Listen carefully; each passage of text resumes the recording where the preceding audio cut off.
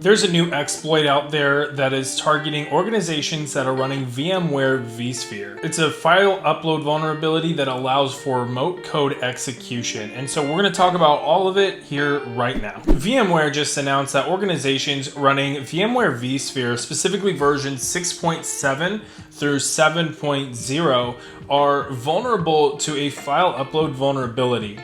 This vulnerability happens whenever attackers can gain access to the server if the server is running port 443. It allows them to upload a file that runs an exploit, and that can allow for remote code execution. Now, this was actually part of a report that contained 19 different CVEs, but this one is kind of the main one that we're all talking about right now because, remote code execution is a pretty big deal, and it can lead to ransomware. In fact, researchers have already seen that threat groups are already starting to go ahead and start scanning en masse for organizations that are running vulnerable versions of vSphere. This isn't uncommon. In fact, if you check out some of my more recent cybersecurity news videos, I've mentioned before that threat actor groups will scan en masse all across the internet for vulnerable devices. It's common for attackers to try to scan and identify these devices, then circle back and attack these devices. And then once they get access, they can do a number of things. They can leak sensitive information. They can themselves upload ransomware or other forms of malware. They can maintain persistence. If the organization that is running this vulnerable version of vSphere, in this case, is some sort of a member of a supply chain, then they could perform supply chain attacks, or they could just sell that access on the dark web for other groups or individuals to take advantage of, including other ransomware groups. That has happened before, where ransomware groups are believed to have purchased access to organizations that were breached as a result of a hack like this, and then upload ransomware, and it just goes from there. Now let's talk about these CVEs. Now 19 total CVEs were disclosed. They are of varying severity.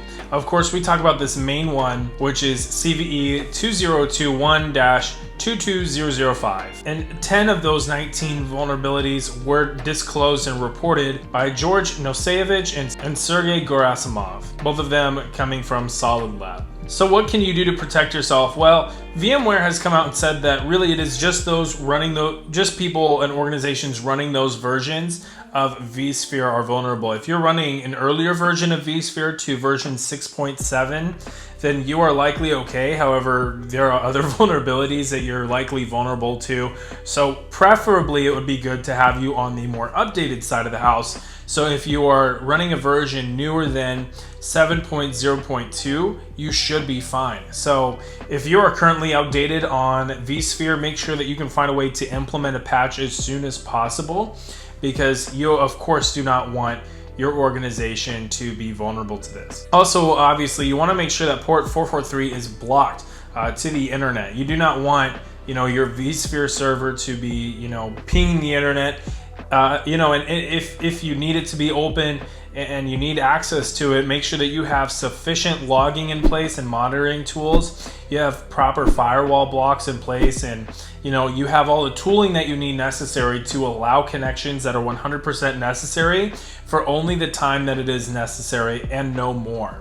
And to no more individuals as well. Obviously that requires, constant work on that end, but it's better to do that work on the front end and avoid a breach than to not do that work on the front end, take a breach, and then have to do all that work of the breach, plus pay money, plus deal with the fallout, etc. So of course, make sure that you subscribe for more updates as well, because I will be posting more on my Twitter, specifically at @sec_studio. Also, if you're into cybersecurity news, make sure that you check out this playlist.